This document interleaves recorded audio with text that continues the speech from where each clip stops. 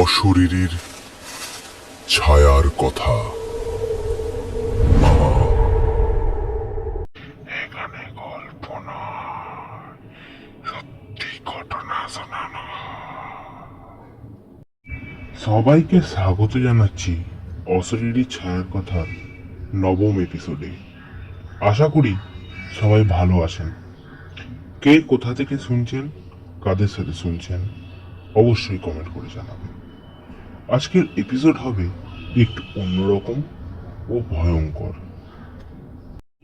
আপনাদের মধ্যে যদি কেউ ঘটনা পাঠাতে চান, তাহলে ডেসক্রিপশন বক্সে থাকা কন্ট্যাক্ট নাম্বারে আমাদের ঘটনা পাঠাতে পারেন।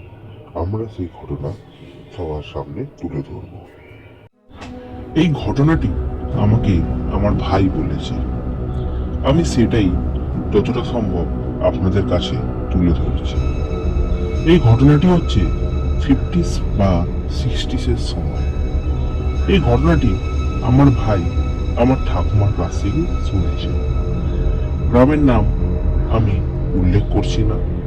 এই গ্রামের শেষ প্রান্তে আগে এক ব্রাহ্মণ পরিবার থাকত।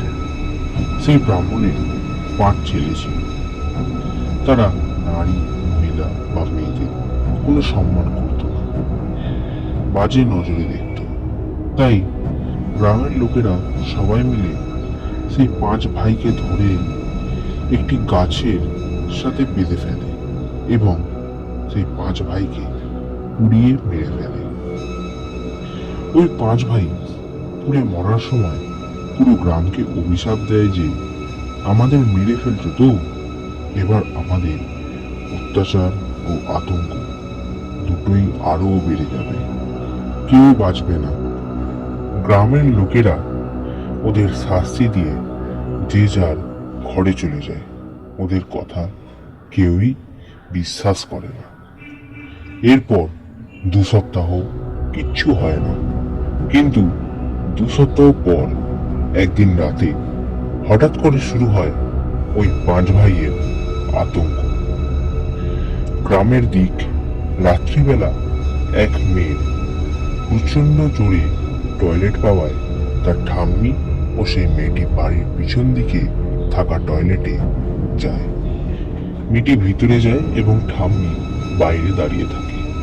সেই 5 ভাই ওই মেয়েটির ঠাম্মিকে একটি গাছে গলায় দড়ি দিয়ে মেরে ফেলে এবং মেয়েটাকে তুলে নিয়ে চলে যায়। ওই মেয়েটিকে আর পাওয়া যায়নি। ঠিক এরকম করে প্রতিদিন রাত্রে কেউ না কেউ মারা যায়, আর কোনো একটা মেয়েকে আর খুঁজে পাওয়া যায় না। একদিন গ্রামের সবাই মিলে একটি সভার আয়োজন করে এবং সেখানে সবাই মিলে কথা বলে এবং একটি সিদ্ধান্ত নেয় যে বাইরে থেকে এক বড় তান্ত্রিকের দলকে ডাকা হবে।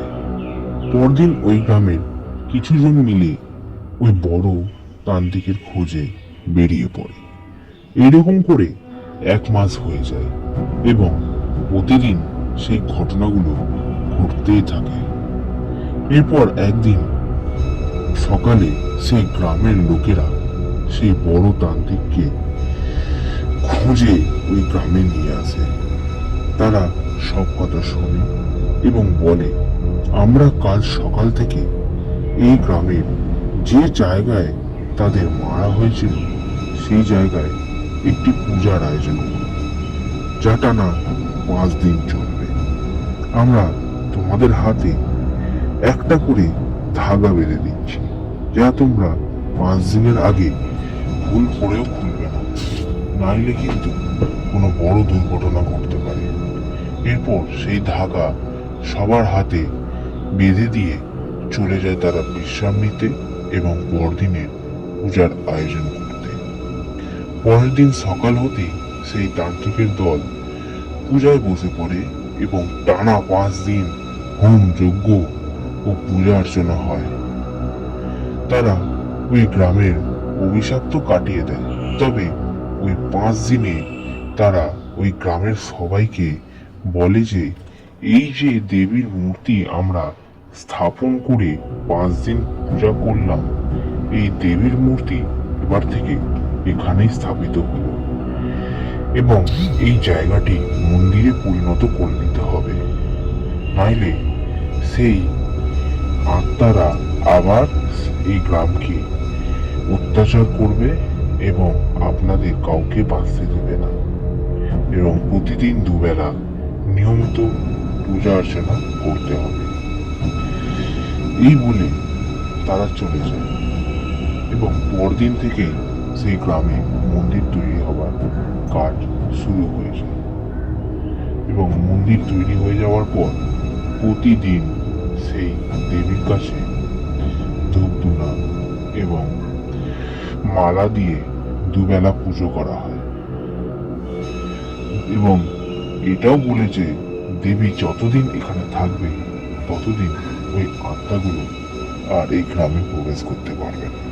তো তারপর তারা আর সেখানে থাকে না এবং চলে যায় এবং পুরো গ্রাম অভিশাপ মুক্ত হয়ে যায়। ওই গ্রামের লোকেরা আজও পর্যন্ত সেই দেবীকে পুজো করে এবং সেই মন্দির আজও এই গ্রামের শেষ প্রান্তে প্রতিষ্ঠা করা আছে। ধন্যবাদ। এই ঘটনাটি যদি আপনাদের ভালো লেগে থাকে তবে অবশ্যই একটি লাইক, সাবস্ক্রাইব এবং পাশে থাকা বেল আইকনটি ক্লিক করে দেবেন এবং আরো বেশি বেশি করে শেয়ার করবেন। ধন্যবাদ।